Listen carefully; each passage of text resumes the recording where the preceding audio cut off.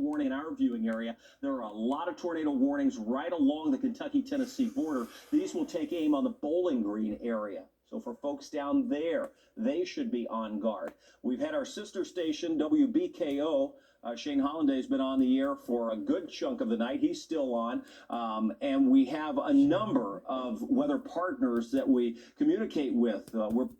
We're the second largest television station group in the country, so we can tap into a lot of resources. We have a lot of meteorologists in our network, and that includes folks back out across Jonesboro where they've had major damage. It includes the Memphis, Tennessee area, where they're just now getting a tornado warning for Memphis itself. So Ron Childers, our cohort down there, and our colleagues on the air, making sure people are safe in Memphis. Here at home, we're watching you down to our south in parts of Bowling, and not only Bowling Green, but here in Louisville, parts of Breckinridge County, as well as parts of Grayson, which is just now past, northern Hardin and southern Meade counties. That, again, the warning that we have, radar indicated, impacting a decent, meaning large group of folks across that area. And once again, just to reiterate, it's now the south and eastern parts of Breckinridge, southern Meade, northern Hardin. Those are the areas that we're watching as this rotation continues to move closer to Bullitt County and southern Jefferson County. Back out toward the Evansville area, near Owensboro, you are also under a tornado warning. That's the two warnings that we have across our region. This is the only one in the viewing area. Again, Breckinridge, parts of Breckinridge, parts of Hardin, parts of Meade until 12:30 your time, 1:30 Louisville time, right? I just checked in with some folks here in Breckinridge County, and both emergency management and the sheriff's dispatch say that they have some power lines down at this point, but nothing major, no critical damage just yet. But of course, it is still early on in this game. This is a very rural area that this confirmed tornado has been going through here over the past several minutes, the past 20 minutes or so, Kevin. So we'll continue to monitor the feeds this evening and let you know what we find out. We have some strong winds that are happening across the area, too. I'm getting some reports of some power flashes, or at least kind of going on and off across the viewing area. With that, wind speeds here in Louisville gusting to 26 miles an hour, but certainly embedded in these lines, we could have the threat of winds, 40, 50 miles an hour just with the thunderstorms themselves. Obviously, this is the only warning we have. Winds with that would likely be higher. But again, we cannot rule out, especially on these southern storms as they develop, for additional severe thunderstorm or tornado warnings to be issued. The only one we have now is the one until 1:30, and that's the southern Meade County, northern parts of Hardin County storm. We'll see if this gets extended any into Bullitt County. Remember, as these storms move to the east, they are moving into a little bit of a more favorable area for calmness. So not as favorable for severe weather would be a better way to say it. So as it moves into the least favorable atmosphere, we would expect them to diminish just a bit. Hasn't completely happened, but it's starting to show some signs. Now, the bad part in that is, as the night wears on, all of this area is being impacted by those strong upper-level, mid-level winds. And that, again, is problematic in the sense that as we see these storms push through, if they tap into those winds, they can create some problems. And that's something that we'll just have to watch. I'm going to sort of scan the radar. Let's zoom in to Breckinridge County, and then we'll make our way around. So we'll start with the most serious storm first. Obviously, it's the tornado warning that we have. This is moving out of Breckinridge County and moving into southern Meade and northern Hardin County. Just to show you the velocity on this, we'll go back, full velocity view, and you can see the couplet right there. The bright greens and the reds coupled together, moving right across the county line from Breckinridge into southern Meade. At this point, the bulk of this storm will stay just north of Hardin County until it moves over toward 31W. Okay, so we'll move that right across, just right along, very close to US 60 as it moves over toward 31W. It's very close to Radcliffe, the Muldrow area, takes you up toward West Point. Everybody knows that area. So that's where we're watching. Should that happen, as that moves in, if that rotation stays, we'd be looking at a problem for northern and northwestern Bullitt County, and eventually southern and maybe southeastern Jefferson County. So That's what we're watching, keeping an eye in the distance of what's happening. That's where we are now with the rotation. Got to be in your tornado safe place, southern parts of Meade County, northern parts of Hardin County. All right? Stand by in Bullitt and southern parts of Jefferson County. Let's see what this bad boy does as it continues its movement off to the east. Racing. Brian, this thing's moving at 60 miles an hour still. Yeah, 60, and that is, of course, makes it difficult, and certainly what they have when it comes to issuing warnings. They got to issue these boxes pretty long just to account for that speed, and hopefully they weaken at the very tail end. Some of that rotation, Kevin was pointing out again, this kind of gets into that kind of weird spots where we have the different county lines merging here. When you go over toward the Flaherty area, right on the southern tip there of Breckenridge County, but then you're back into northern areas of Hardin County as well. So kind of crossing a few counties here as it tracks to the north and to the northeast. We'll see how this plays out once it gets into Louisville, but to give you an idea on some of the times as they stand now on the current motion, Four Corners at about 5 minutes from now, Flaherty in about 8 minutes, Radcliffe 14 minutes from now, Muldraw Hill area about 16 minutes, and Lebanon Junction, if it holds together, you'll get at least something out of this as far as rain and some wind, but as far as the tornado, we don't know at this point, but just be on your guard there just in case. 25 minutes from now, and again, this is a weird setup where we've got a measure, this is a measure of the moisture in the air, the dew points. Dew points in the mid-60s will get our attention in any severe weather event, but let alone in December. Crazy. But this is what is making them last so long without any help from the sun at all today, and the reason why they're likely going to keep regenerating over and over again. Yeah, they'll have a chance to have some rain, cold air, at least briefly, to kind of tame them down, but until that cold front comes through at around 8 o'clock this morning, we will be in that danger zone, it looks like. Here's a live feed from the top of the Waterfront Plaza in downtown, Kevin. We're keeping an eye on that cell. Looking way out in the distance there. Obviously, there's been a lot of lightning at times. We've been hearing the thunder here at the studio as well. But we'll just see what happens as this gets a little closer into what looks to be now all of southern Meade County. Yeah, the tornado warning continues. We're just very close to the Vine Grove area, and again, lightning. We can see it from here.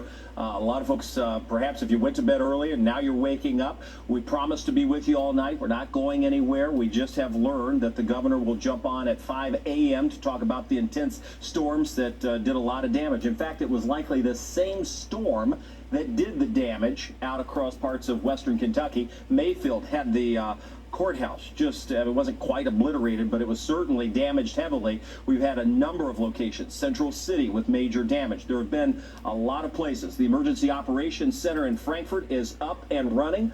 We are in communication with some of those folks there as well. So we are watching the storms move through. This is Edwardsville out of Illinois. Major damage. Tough to tell what that is in the background, but as the cameras pan, there you see it, the front of what appears to be perhaps like a strip mall, some type of large structure completely ripped away.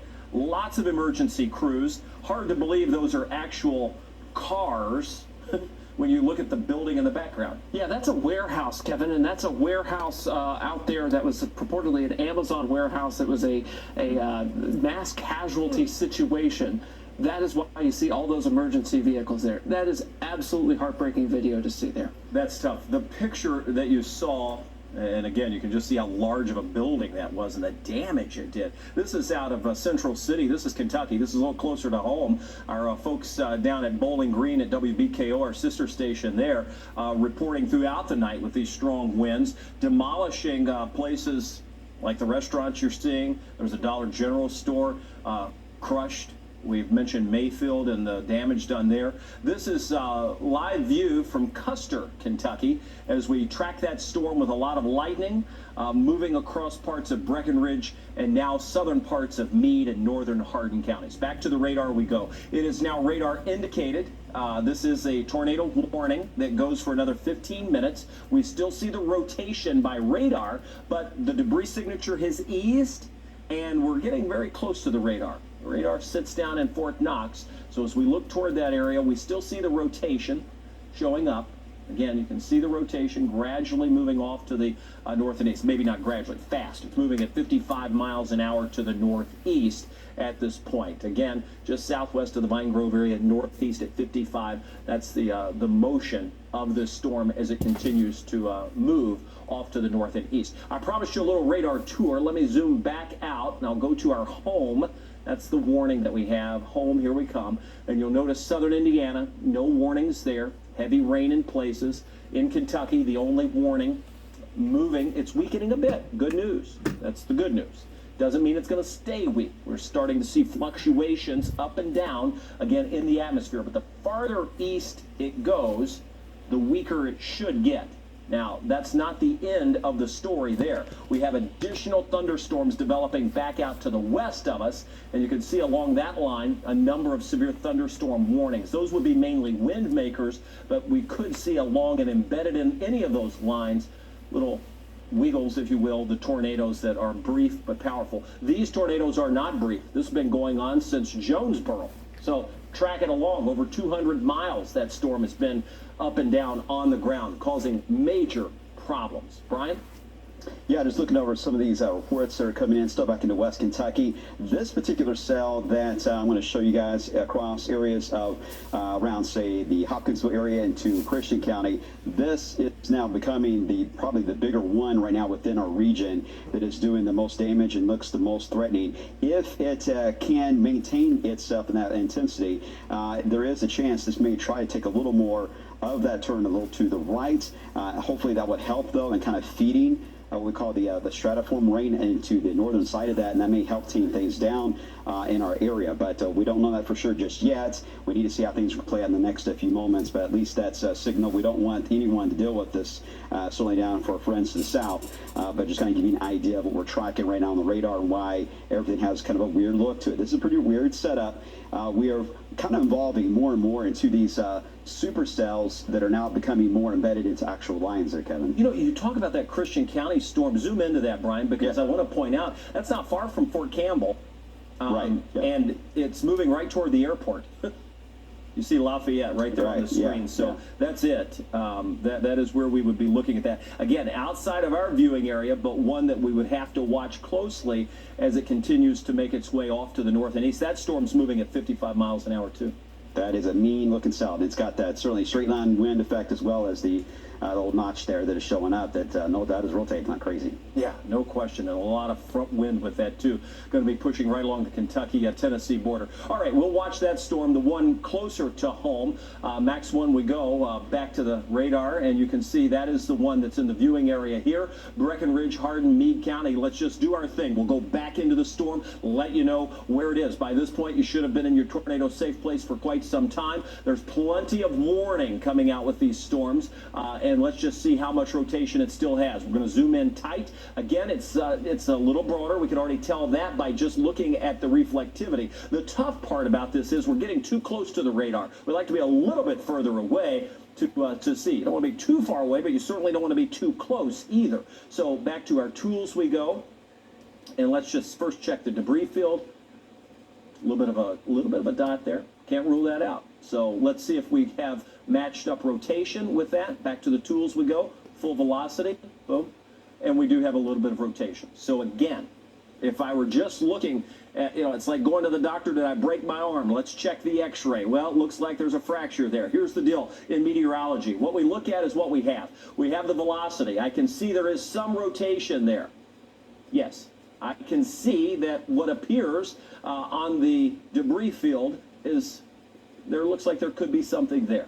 Tough to tell. We need to look at it a little closer. We need more data. We need a few more scans. But the bottom line is it's possible. The other part of this is the history of the storm. It has certainly been producing major damage all along its way. So we cannot rule out that it would increase and decrease, sort of fluctuate up and pulse down as we track this across southern parts of Meade County, moving very close to the radar itself in Fort Knox and northern parts of Hardin County, and then eventually into Bullitt County. Bullitt County, you're not under a warning at this point. Stand by. All right, so that's what we're watching there. We go back to the radar view. Heavy rain falling all across the area. We have some tremendous moisture to work with in the atmosphere. It really is what helped us overcome the instability. And that's certainly what we have going on tonight. Very heavy rainfall. Thing is, it's moving fast, so that helps. It doesn't provide a flood threat until we see several storms move across the same location. All right, we have some information coming in. I see from the Ryan is jumping up, and let's jump over to him. Okay, I just got a telephone call from Brandy. Brandy's been watching our coverage. Brandy has family and friends over in Ohio County. The family or friends here involved in Ohio County, south of Van Zandt, were hit by the tornado here that moves through Ohio County. With this, again, is archived radar data. This is about the time this happened here. This is back about an hour ago. Anyway, the family lost everything. Roof, destroyed barn. It's raining inside the house, but because Brandy called them, they knew to get underneath the stairs in their house, and they were able to be in a safe spot. They are okay, but this just shows the power of calling family and friends, even if they're outside of our counties. If we're talking about them, you need to give them a call when there's a tornado warning to make sure they're alert to what is going on, Kevin. Just a very powerful story from Ohio County. Well, and I tell you, we mentioned Van Zandt a number of times Yes. on the air, even though it was just outside of the viewing area. So kudos to Brandy for saying, hey, I'm going to call. That's the way it works at night, folks. People sleep. They don't know. And you can't count on them knowing. You can't assume that that's how it's going to happen. So what we're watching now is that same storm. It moved across Ohio County into Breckenridge, northern Grayson, tracked all across Breckenridge. Now it's in southern Meade County. Will continue moving across. The Weather Service is now debating, well, and there you see the update. It has not been extended, but they cut off the back part of it. It's already passed. So let me just center up sort of where we have. Let me go back. I'm going to go into the velocity scope, go back to our cameras, and I'm going to zoom in to the warning itself. And what we'll do is just sort of pick apart whether the warning will likely be extended or not. It's sort of broadening out. It's becoming dominated by the outflow of this storm, so to speak. And once that happens, the threat of the tornado would be low. Now, it's not zero, and because of what has happened, as we were pointing out the history of this storm, it's tough, if there's any indication, not to go with the tornado warning. So we'll see what happens. But at this point, Bullitt County, you're not under any warning. Let me go back inside, as we pointed out. I'll start with the velocity here again. There is dime size report now being reported out of Lebanon Junction, by the way. You got dime size hail? Yeah, they Okay. just came in from that. I was too able to do this, Kevin, to look at the terminal radar. Not to get all technical, we have another backup radar you guys can't really see because we don't want to mess with the views of where you're able to look at now. It does show that circulation weak, but it is there very close to Radcliffe, but it shows quite a bit of a straight line wind effect. So just a big heads up. Hopefully no one's out here traveling, but certainly no one's traveling up and down on I-65 as this kind of blows on through, because those winds are going to be pretty strong. And so far, the indicators we're getting is likely over 50 miles per hour in spots. All right, let's go to the storm tracker. It's out and about. The only warning we have, Breckenridge, Meade, Hardin, that again. Storm tracker has been deployed through a good chunk of the night. As these storms make their way into the metro area, we are going to see some very heavy rain, already seeing that. That'll foul you up on the roads, and we'll just wait to see if we see any amount of wind with these storms. Again, still a little bit early to tell whether that will be the case or not here in Jefferson County.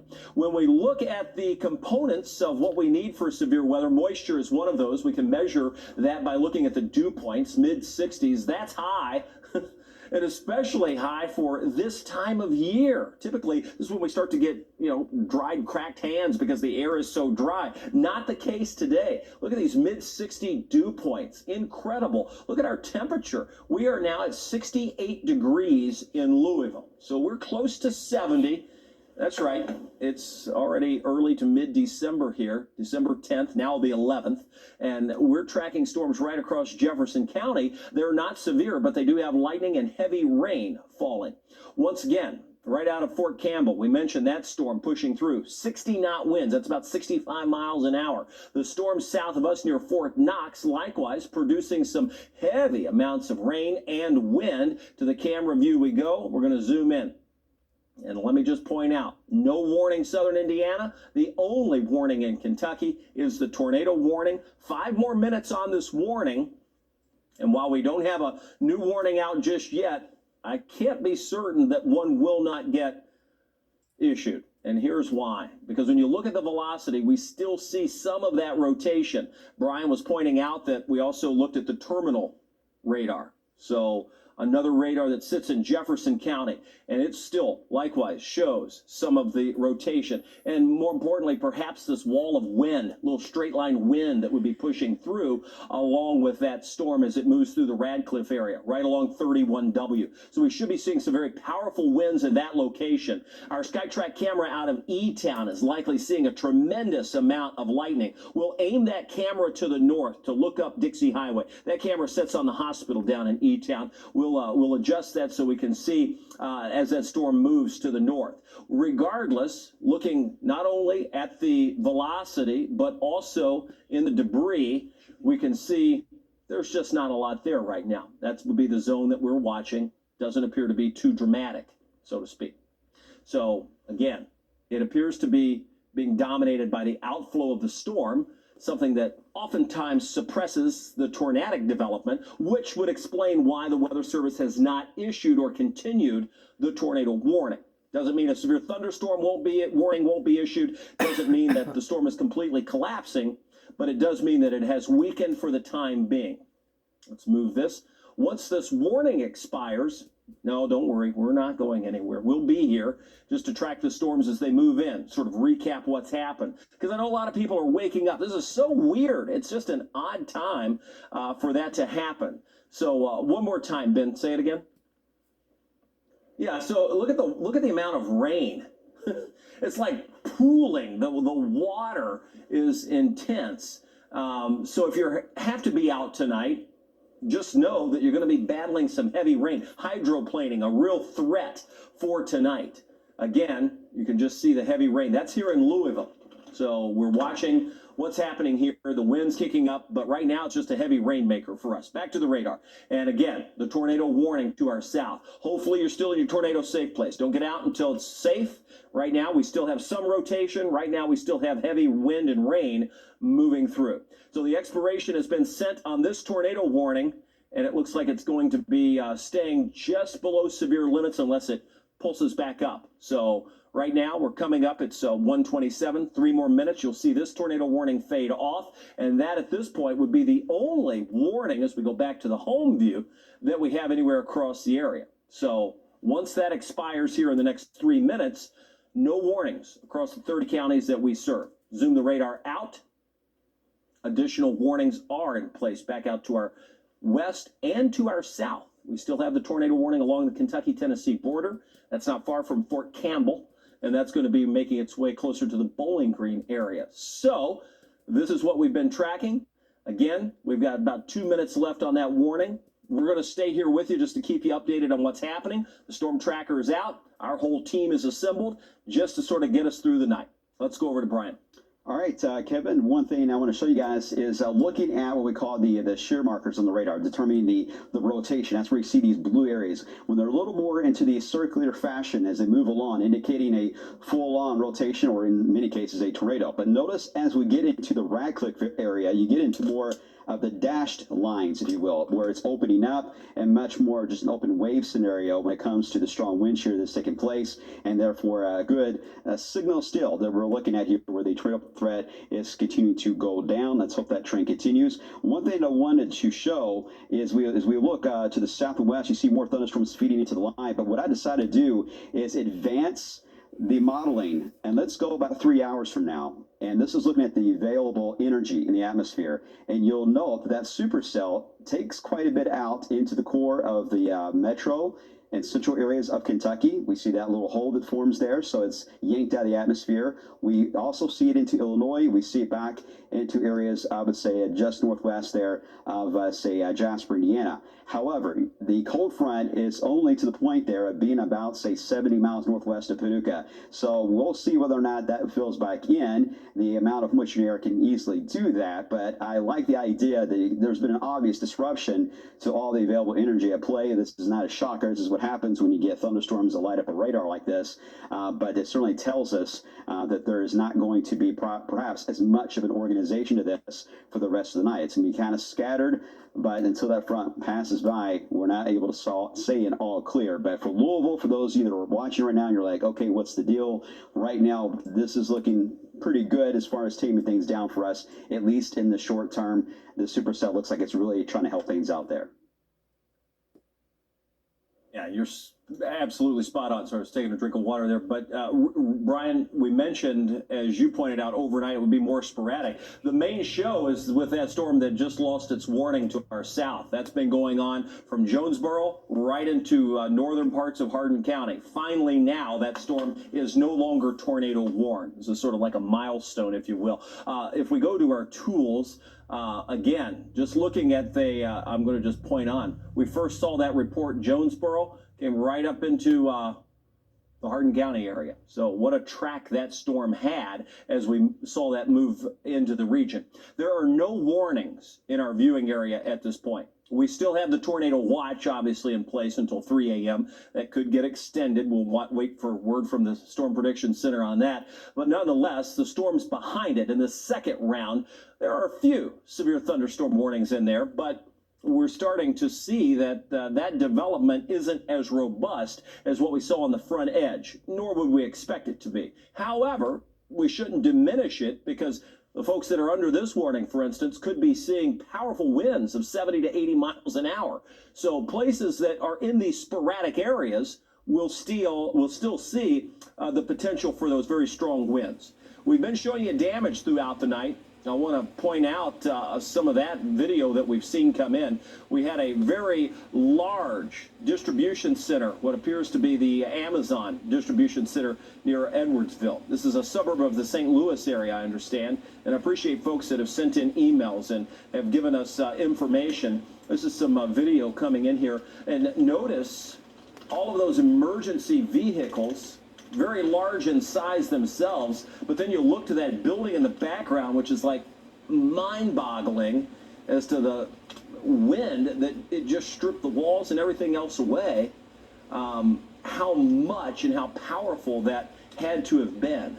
So that's quite impressive when we look at that large-scale destruction. And that wasn't the only place that was hit. We had areas down toward Jonesboro, northeast Arkansas. There was a nursing facility there that was hit hard. Peeled the roof off there. This is the video from that. You can see the same situation, a lot of emergency personnel. There were 2 people that we know of that died. There have been at least 5 injured. Those are even old reports. Those numbers are likely higher at this point. In Central City, not far from us here in Kentucky, we had damage report. This came from our sister station WBKO. Notice some of the restaurants down that way seeing intense winds that did a lot of damage. So far here in the Wave 3 News viewing area, we'll go over to Ryan Hoke to see if we've had any damage here. But at this point, Ryan, it appears as though much of it's been back out to our west.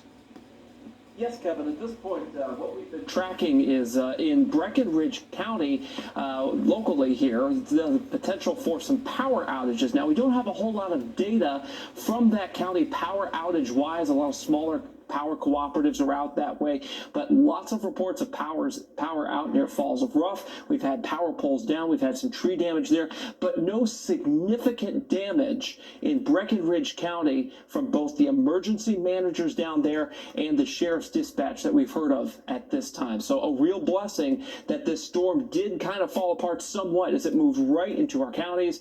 But of course, Ohio County, areas west like Muhlenberg County have just been dealt a terrible, terrible hand today, and our thoughts are with those families. All right, to the wind speeds we go right now, and I'll just point out that the winds are gusting 35 miles an hour at Fort Knox, where we have that storm overhead, 30 Springfield, 31 E-Town, 38 Owensboro. These are wind gusts, so all of that is tolerable. It certainly can do a number on the power grids. These are where we have some of those power outages going on. If you look across parts of Orange County, you'll notice we've got several folks without power there. So we have been tracking some power outages, even down across parts of Kentucky.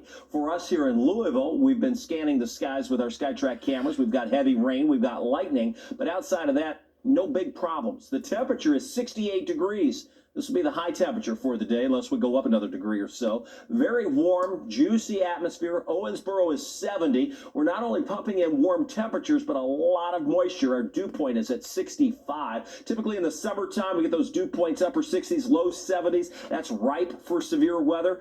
In the wintertime, mid 60s, I mean, that's bizarre. And we've got it. And that's plenty of moisture. In fact, it's what's fueling the whole thing tonight, at least a big part of it. And combine that with the strong wind field we have, and you're starting to see some of those wind damage reports in places. It's not going to be everywhere, but that's been the big thing all night. That's always the hard part about severe weather, is everybody thinks it's going to happen to them. No, it never works out like that. Not everybody doesn't always get it. But places that are in the viewing area will get it. It's why we break into programming when there's tornado warnings. They're not for everybody, but that's our job, and we've got to make sure we keep everybody as safe as we can. It's why we said even overnight, even without a warning tonight, we knew people would be tuning in, waking up, wanting to know what's going on. So here's what's going on. We have no warnings across Jefferson County. We have no warnings in our viewing area at this point.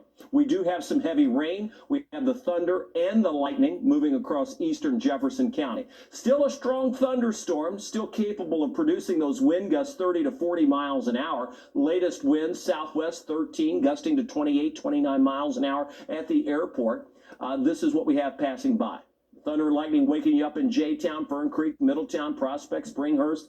Yeah, no warnings, but we are tracking these storms. We don't expect that everybody will see severe weather, but it's still going to be possible in a few places through the overnight hours, especially in these areas to our south as we track these storms right through the Bowling Green area. And again, as we sort of zoom back out, we have one warning coming out for Boone, Dearborn counties. That's just to the north and east of our viewing area. Swings over into parts of Cincinnati. Let's go over to Brian. Brian, what do you got? Yeah, I wanted to mention again, Kevin, that cell that we've been tracking that again started back around the Jonesboro area. Remember that shear marker I was showing you, that area of the blue? Let me kind of loop the radar back, and we'll begin in areas northeast Arkansas, Missouri, and watch how the tornado warnings were issued as that cell. You see the rotation is shown nicely there, and then it moved right into the Jackson Purchase there area of Kentucky. They continued right over I-69. And again, you still see it right over portions there in Ohio County, and then entering Breckinridge County. And then, as of course, as it got into at least Bullock County, we then saw it fade out. So for those of you in Bullock County, that storm in Bullock County has traveled, what was the distance that Ryan? 260 some miles. And more now added into it. So tremendous. That's a long track supercell, no doubt. I do want to mention a couple things here. We're going to continue to watch, because I did watch the shear markers on this particular one, which down in Hopkinsville, you mentioned the airport earlier. They did gust to 70 miles per hour, by the way, at the airport. It is trying to trend, get rid of this lightning. It is trying to trend still more northeast. So we'll watch it as it gets over to Warren. For those of you, if it can stay long lasting later tonight into Greene or Taylor, because you have not had as much action yet into that area. So that's one reason why we need to still monitor that particular cell, just in case, because it's a mean looking one. It's got that backwards C look to it. And it's also worth mentioning these cells too. I looked at the terminal radar that we have in Mount Washington, and some of these cells are trying to merge at times with this particular previous supercell in eastern Bullock County. I'm not exactly trying to stress there's going to be a tornado here. I'm just saying there could be a brief period of stronger winds that may take place as that kind of collision happens there. Northeast Bullock County, western Spencer, and the far northern area of Nelson County, Kevin. Yeah, you mentioned the wind that was howling down to our south, close to Fort Campbell, with 70+ mile per hour winds. We're getting now winds out of Madison, Indiana, over 50 knots. So that's, I mean, that could do some damage, especially with the ground. The ground's fairly wet. Absolutely. And we've had, of course, that heavier rain recently out there. And of course, we get these winds. You got to keep in mind, even if you didn't have too much damage yet, you may end up pushing a tree, or at least putting force in some of the trees in your yard one way. We're switching this wind around in about 6 hours from now, from a different direction, but perhaps even stronger. And that change in wind direction is really going to put a lot of stress on some of these trees. Even tomorrow morning, we could still run into some isolated power outages even after this front is out of here, just because the wind field is changing direction like that. You're talking about that storm producing a lot more lightning sort of congealing together. We have some dime-sized hail being reported out of that, pea to dime-sized hail near the Shepherdsville area. So again, that's that consolidation that Brian was mentioning, eastern Jefferson County, a good chunk of Bullitt County, seeing that storm sort of coalesce together, and we do have some hail now being reported out of that. So that's one that we're watching. It's doesn't mean it's overly concerning, but it's something where it bears watching to see how it develops. Pretty good wind now starting to show up there, right along 65 there, just south of Shepherdsville itself. Heading toward, let's see, is that 245? So yeah, near the distilleries. Yes. Bernheim Forest area. It's not too far from Claremont. Yeah, right in that little spot there, heading right, eventually into Solitude, and perhaps and eventually over to High Grove there if it holds together. But that should, let me see if I can get a better idea on the movement here real quick. Yeah, that's moving pretty much on a due east, slightly northeast path there into the very triple point area of Nelson, Bullitt, as well as western side there of Spencer. So again, a bit of a powering up, a bit more of a kick, if you will, with that. But hopefully everyone was not on I-65, and certainly stay off of Bardstown Road for those traveling between High Grove and Mount Washington as well. Yeah, and we'll watch that continue to develop, because that's been with just in the last couple of scans there, Brian. Yeah, absolutely, yeah. So again, powerful winds, and that's part of tonight. I mean, it's not all about tornadoes. We do see the threat for those powerful straight line winds, and that appears to be an area where that indeed could be developing. Let me zoom back into that. We'll go back into the velocity, and then as we grab the camera view, we'll zoom into parts of Bullitt County here. Again, just to show you what's happening.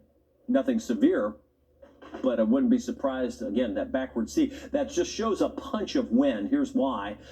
With these forward motions, if the storm's moving at a certain speed, the winds with it typically have to be very close to that speed themselves. So when we see sort of an apex develop where it bows out, and notice the brighter colors there showing up, that is indicative of some very strong winds continuing to intensify as this makes its way toward the Solitude near the northern part. This is 245 here. So you get the idea. Just north of 245, moving right across Jim Beam Distillery in Claremont. That is where we have. And now we got a warning out for it, Yeah. Kevin. So the warning is now out for that area. Yeah, I'm going to zoom into that here. The warning is just now popping on. And you can see as we go back to the radar, it's a severe thunderstorm warning. And again, Bullitt, Nelson, Spencer, tornado threat, tornado possible. So it comes with that tag because of its history and because there is some rotation, but more importantly, because of that push of wind that we've been talking about. Very powerful winds. Could this be an uptick back into that same storm that we've been tracking since near Jonesboro, Arkansas? Could be. Could it be getting into a more favorable wind environment where we could see rotation happen again? It could happen. Right now, severe thunderstorm warning. Bullitt, Nelson, Spencer. And that goes until 2:15. Ryan? Just took a call from Daniel in Shepherdsville. He has hail that is larger than nickel size there. It is absolutely obliterating against his garage door there. Very loud situation. You can see these hail cores here moving across central Bullitt County at this time. So the proof is in the pudding. We are seeing very, very strong storms, even severe storms moving through Bullitt County, Kevin. That's exactly what we're talking about. It's the latest warning. It's the only warning that we have. It's that severe thunderstorm warning for Bullitt, parts of Nelson County, stretches over into Spencer County, covers much of Spencer County. Again, this is concerning because of the rotation and the ability for this storm to rotate. We sort of now start to see, instead of just the couplet, a little bit of a hook showing up. Brian, are you noticing that? Yeah. So what we'll be watching closely will be to see, regardless, because the tornado is still possible, you should be in your tornado safe place. We've got to treat all the thunderstorm warnings tonight just like the tornado warnings. I know sometimes we're like, it's just a thunderstorm warning. That's not a tornado warning. No, it doesn't matter tonight. The wind is so powerful. I suspect that we'll wind up seeing this, if this continues to take shape, transition to a tornado warning perhaps. We're certainly seeing some very strong winds within this. I'm going to zoom in just a bit. Again, the severe thunderstorm warning continues until 2:15. Let's just see if we see any rotation in it at all. Pop the velocity. Boom. And yes, we do. I would not be surprised to see this as this continues to curl in and look what is more apparent to be rotating, that this would not be a possible tornado warning. Regardless, it's a severe thunderstorm warning with a tornado possible, so you've got to take appropriate precautions. Get in your tornado safe place. Same storm that's had a history of producing massive damage all night.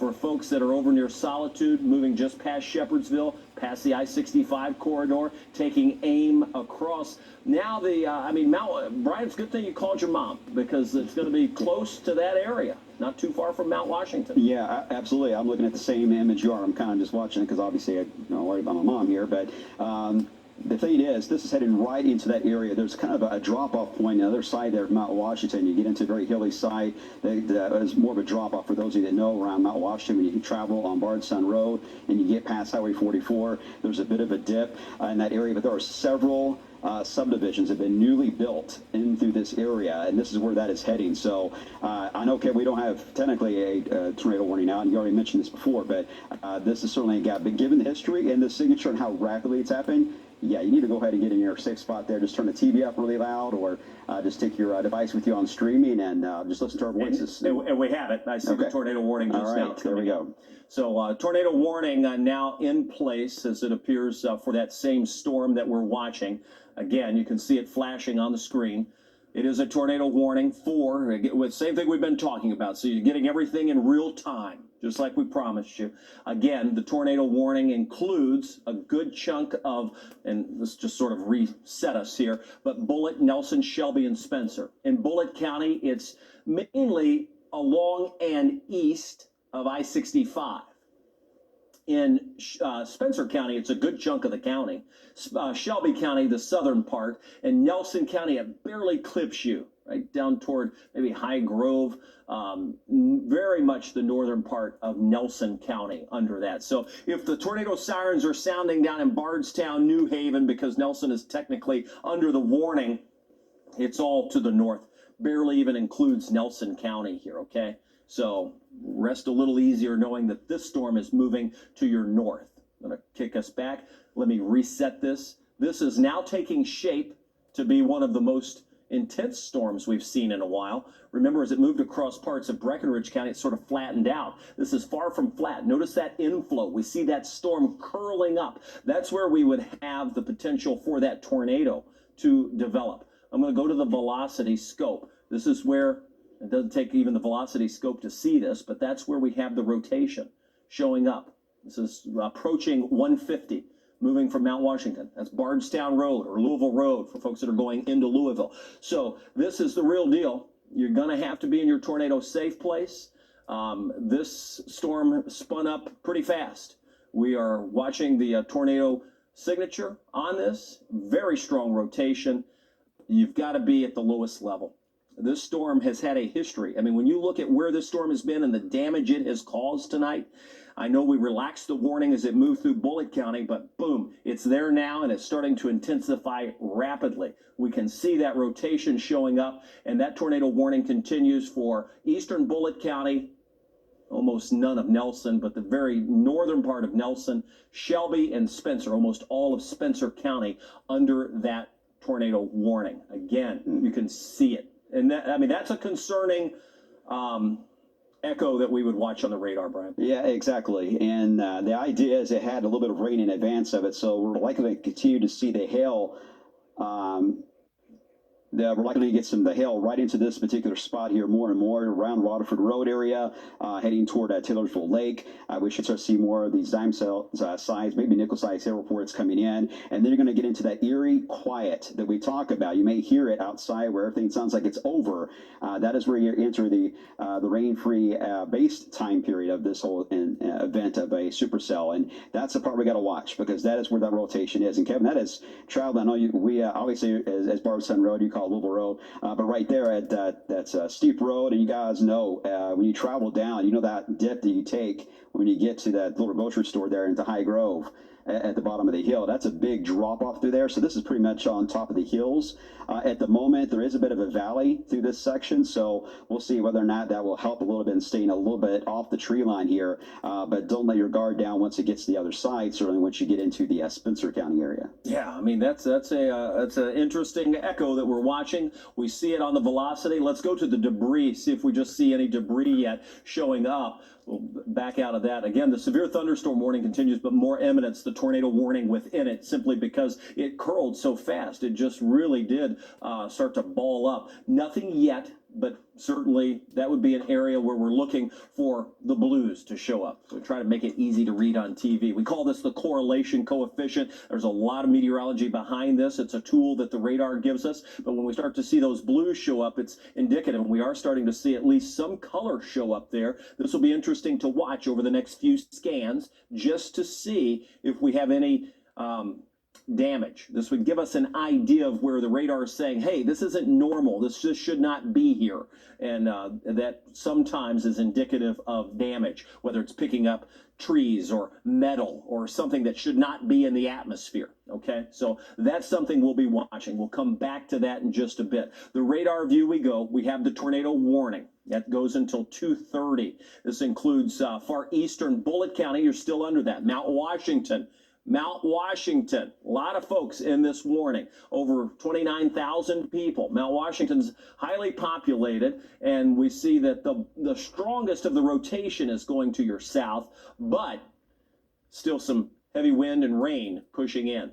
With that said, we move over into parts of Spencer County, parts of Shelby County, starting to get towards Simpsonville, starting to get toward Taylorsville. And as this storm moves in, we'll be tracking it the whole way. So let me adjust the camera view. Hey, Kevin, while you're doing that, Please. you can see that one cell that's near Lenore. That is feeding right into that hook. So that could cause it to either do things. One, we have a disruption, or we end up with a different refocusing of that circulation there. But that little batch of heavy rain just now popped in moments ago, and it's heading right into that core of the hook there. Yeah, and so we'll have to see how that plays. Again, in the